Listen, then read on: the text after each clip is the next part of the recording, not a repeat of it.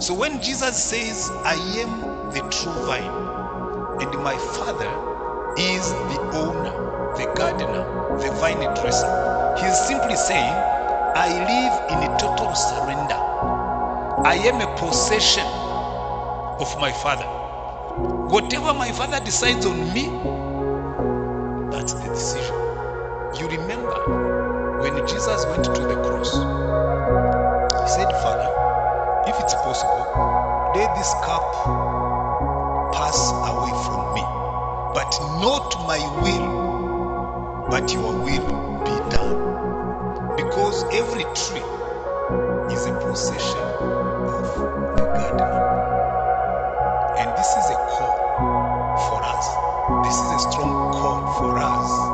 Because Jesus says, I am the vine and you are the branches. Which means if he belongs to the Father, automatically